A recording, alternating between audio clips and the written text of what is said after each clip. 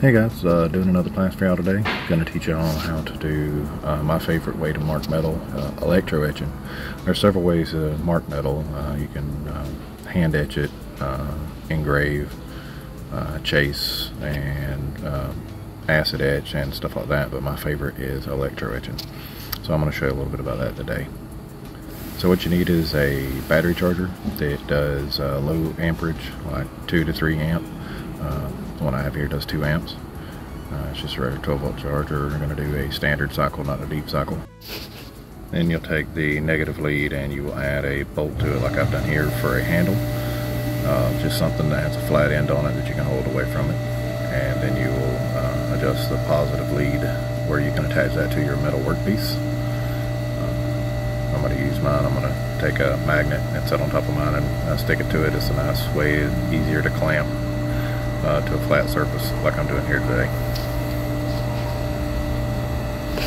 So the next thing you're going to do is take and prepare your etching tool. I'm going to take a piece of absorbent material, shop cloth, rag, wool, cotton works really good, and I'm going to rubber band that to the end. That's going to serve as the reservoir for the electrolyte for us to etch with. I got my ground attached with my magnet, nice and snug. And I got my surface masked off and a design cut into my masking. You can do this with a Cricut and cut in some very intricate designs. I've just done this with some simple painter's tape and cut in a simple design today just to show y'all. And then you're going to take electrolyte solution. I've got salt and water mixture. So with the solution mix, everything masked off, you're going to dip your tool in the electrolyte solution and then take another rab and kind of dab some of the excess off.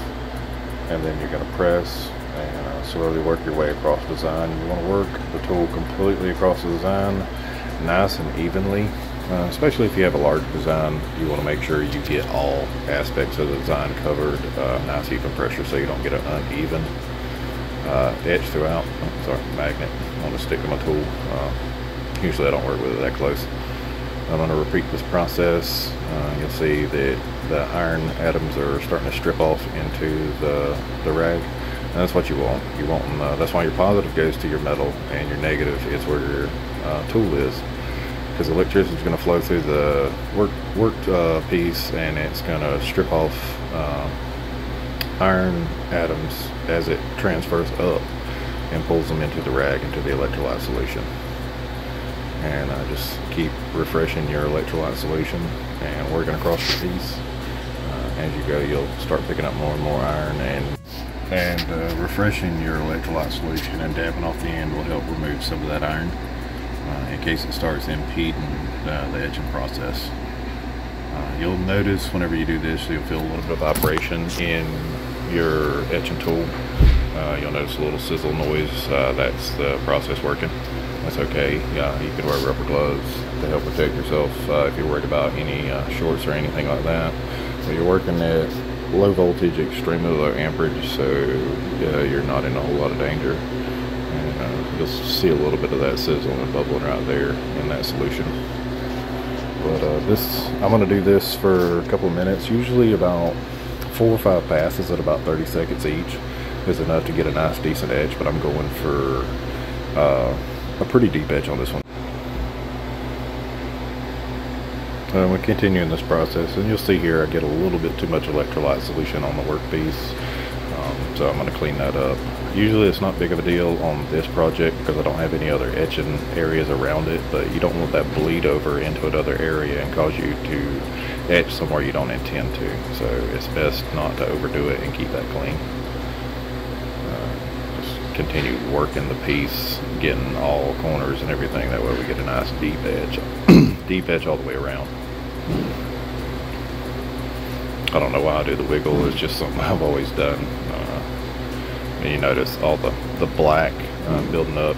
Yeah, there's a lot of iron ions stripping off into the electrolyte solution into my soft rag. Now, if you're doing a lot of etching that builds up, you can just take that soft cloth off and replace that. The more than what I'm doing here, I'm going to continue on etching this, and you'll notice a little bubble and sizzle in my electrolytic solution up underneath my tool. And like I say, that's just the process working. I'm I'm gonna speed this up for y'all so y'all don't get bored watching this. Hold on. And here we are, I'm about finished up. Gonna give it a couple more passes and get all that cleaned up, and pretty satisfied with this.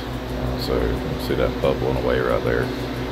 But this is about all I want to. This is a fairly deep edge. This just took a few minutes. We'll finish that up, and then we're gonna clean this up and strip off the masking and see where we're at on that.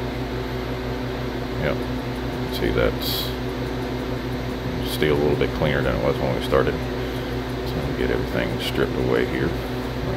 Turn every power off and then start removing the ground and everything. Have the tool set over here out of the way. Keep those positive and negative ends away from each other. And strip up all this masking tape.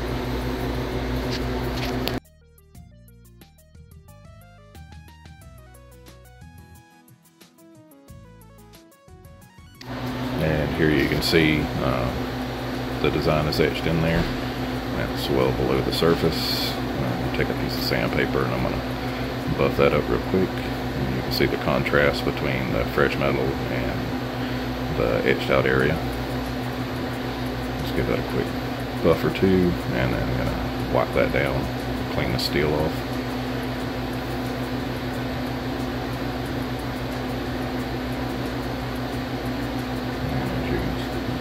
Design's in there pretty good in the nice tight corners, and that's deep enough I can hang my thumbnail on it.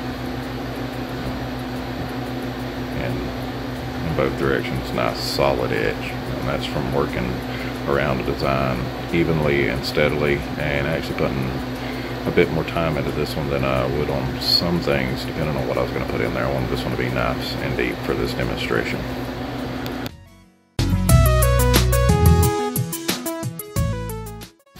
Well, thanks for tuning in, guys. I hope this was educational. I hope it is something that y'all can use in your crafting later. Anyway, have a good day.